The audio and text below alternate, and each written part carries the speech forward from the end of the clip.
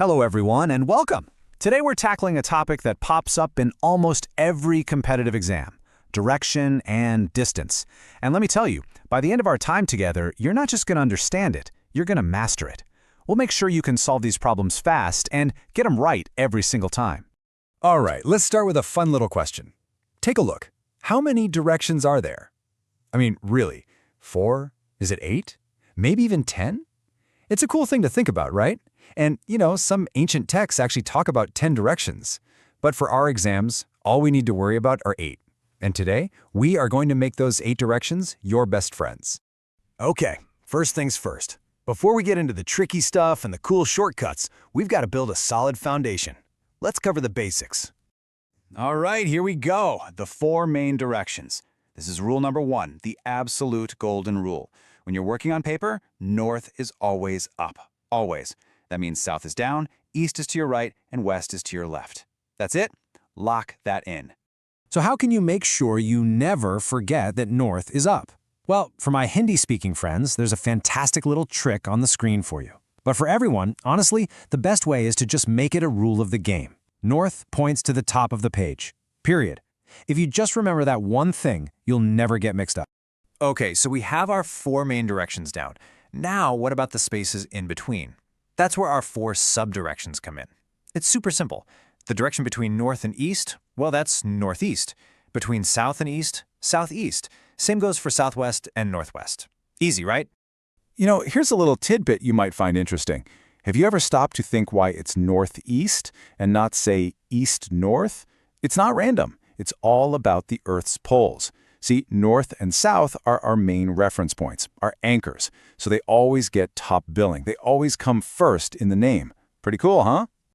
All right, let's talk about turns. This is super important for the questions. You'll see words like clockwise and anti-clockwise. Don't let them throw you off. It's simple. A right turn is just a clockwise turn. Think about the hands on a clock. A left turn? You guessed it. That's anti-clockwise or against the clock's hands. That's all there is to it. So when it comes to solving these problems, there are basically 2 ways to go about it. Let's start with method 1. I call this the foundational method. You literally draw out the path. It's a great way to see what's happening, to really understand it, but, and this is a big but, it can be pretty slow. Not ideal for an exam where every second counts. So how does it work? Well, you'd start by putting a dot on your paper. That's your starting point. Then you just draw. You follow the instructions, drawing lines and arrows for each step, making sure you get the distances right. You have to be super careful to mark every left and right turn. Then, at the very end, you look at your drawing and figure out where you ended up, compared to where you started. Okay, so that was the drawing method. It works, but now let's talk about method 2. This is what you're really here for. I call it the super trick, the exam method. Why? Because this little trick is going to save you so much time and help you avoid silly mistakes. It's called the NESW trick. Let's check it out. The rules here are so simple. Seriously. Step 1, just write down NESW. That's it, NESW. Step 2, as you read the question, you jot down the distance under the right letter. Now, here's the magic part. For a right turn, you just move 1 step to the right on your little NESW line. So if you're facing north, a right turn means you're now facing east. For a left turn, you move 1 step to the left. Easy. And the best part of all, opposites cancel out. Any distance you go north gets canceled by the same distance south. Any distance east gets canceled by west. It's that simple. Okay, enough talk, right? Theory is one thing, but seeing is believing. Let's put this super trick into practice and solve a problem together. You're about to see just how powerful and fast this is. Okay, imagine the question is, a person walks 10 kilometers north. So what do? We write 10 under N. Simple. Then they turn right and walk 5 kilometers. A right turn from north is east. So we put 5 under E. Next, they turn right again and walk 10 kilometers. A right turn from east is south. So we put 10 under S. Now for the fun part. We have 10 north and 10 south. What happens? They cancel out. Poof, gone.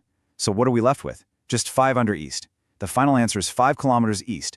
No drawing, no confusion. How cool is that? All right, you've seen the basics, you've seen the trick. Now it's time for you to take the wheel. Let's do a few practice questions to really lock this in and make you a pro. Okay, here's your first one. Read the question on your screen, get your pen and paper, write down NESW, and give it a shot. I'll be quiet for a few seconds to let you think. All right, time's up. Let's see how you did. So, Radha walks 4 kilometers north. We put a 4 under N. She turns right and walks 4 kilometers. Right from north is east, so 4 goes under E. Then she turns right again and walks another 4. Right from east to south, so 4 goes under S. Now, what do we see?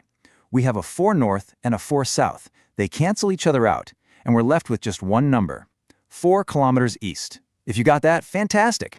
Great job. Let's try another one. Here's question number 2. Same deal, use the NSEW trick. Go ahead, I'll give you a moment. Okay, let's check this one. Ramesh walks 2 kilometers west, so 2 under W. He turns right and walks 3 kilometers. A right turn from west? That's north, so we put 3 under N. Then he turns right again and walks 2 kilometers. A right turn from north is east, so 2 goes under E. And look at that! We have a 2 west and a 2 east. They cancel each other out perfectly. What's left standing? Just 3 kilometers north. That's your answer. Okay, last practice question for today. Pay close attention to this one. There's a little twist. See if you can spot it. Ready? Go. All right, let's tackle this one together. Rahul walks 12 kilometers west. We put 12 under W. He turns left and walks 20 kilometers. A left turn from west, that takes us to south, so 20 under S. Then he goes 27 kilometers east, so 27 under E. Now let's see what we've got. We have a 20 in the south, but nothing in the north to cancel it, so that 20 south stays put. What about east and west? We have 27 east and 12 west. They don't cancel out completely, but we can simplify them. We subtract the smaller one from the bigger one. 27 east minus 12 west leaves us with 15 east. So what are we left with in the end? 15 east and 20 south. When you have 2 directions left like this, you just combine them. The final direction is southeast. See? Not so hard. And there you have it. That's how you master direction and distance questions. Just remember that final thought on your screen. With the right direction, no goal is too distant.